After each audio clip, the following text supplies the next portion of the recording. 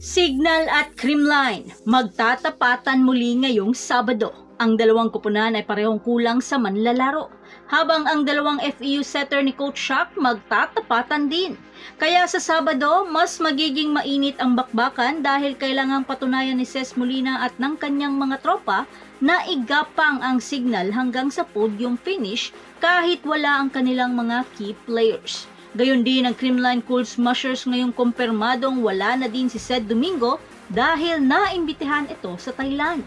Pero for sure, parang labanan ito ng mga FEU babies ni Coach Shaq. Ano sa palagay mo? Aabot kaya ito sa 5 set? Pero bago pa man ang lahat, huwag mo namang kalimutang mag-subscribe at i-spike ang notification bell para lagi kang updated sa mga volleyball ganap. Maagang magsasagupaan ng Creamline at Signal ngayong Sabado para sa title contender habang ang Premier Volleyball League ay patungo sa Batangas City para sa una nilang mga out-of-town games na nakaschedule na para sa season ending ng All-Filipino Conference.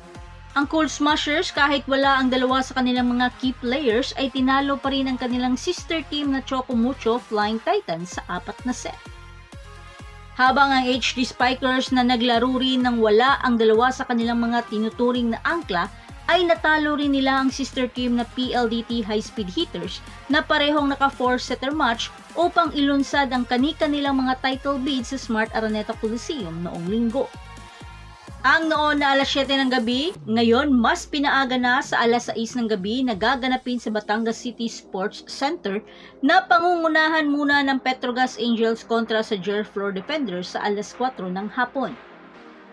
Winalis naman ng Angels ang Galleries High Risers noong Martes na lalaban naman ngayong Sabado kontra sa Defenders. Natinalo naman ng NX-led na Japan-style coach na si Coach Taka Minowa noong linggo at winalis in 3-setter match. Ngunit ang lahat ng atensyon ay nakatuon sa paghaharap ng Cool Smashers at HD Spikers kung saan inaasahan ni na Coach Sherwin Meneses at Shaq De Los Santos na makabuo ng mga bagong armas upang gulatin ang pattern ng laro ng kabilang panig sa paghahangad ng mahalagang panalo sa single round elimination sa pagitan ng 12 koponan. Gayunpaman, para sa defending champion, malaki pa rin ang pagkakaroon nila ng isang homegrown talent na si Alyssa Valdez na malamang ay magagamit na para sa panimula pagkatapos ng limitadong stint laban sa Flying Titans kung saan naglaro lang siya sa huling 2 set at umiscore ng 4 na puntos. Hindi naman matatawaran ang eksplosibong 22 points ni Bernadette Pons sa unang pagkakataon. Ay umaasa na mapanatili ang kanyang peak form habang ang isa sa mga malalakas na Creamline na si Michelle Gumabaw ay naghahangad na makabuo ng follow-up sa kanyang malaking 20 points game. At umangat din si Kyle Negrito habang ginagawa ang playmaking chores mula kay Gia de Guzman na ngayon ay nasa Japan League habang sina Pangs Panaga at Risa Sato ay nagsanib puwersa ng 14 points laban sa Choco Mucho upang higit na makabawi ng dating nangungunang middle blocker na si Ced Domingo na nag-sign up din para sa isang foreign team at napapabalitang sa Thailand ito maglalaro. Wala rin ang serbisyo ni na Jovelyn Gonzaga at Rachel Andakis para sa Signal, ngunit si Ces Molina kasama sina Chinchin Basas, Vani Gandler, Jackie Acuña, Roslyn Doria, Rere Meneses, Chai Troncoso at setter na si Jel Cayuna ay higit na nakabawi kahit sila ay kulang-kulang sa laban nila sa PLDT High Speed Hitters.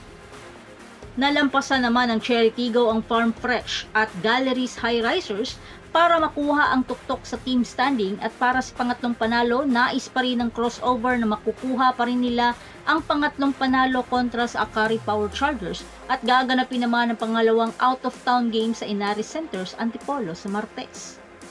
Nakatakda ring magsagawa ng mga laro ang liga sa Ilocos Sur, Santa Rosa, Laguna, Cagayan de Oro at Iloilo sa patuloy nitong pagsisikap na ilapit ang mga laro sa mga fans, partikular na sa mga probinsya. So that's it.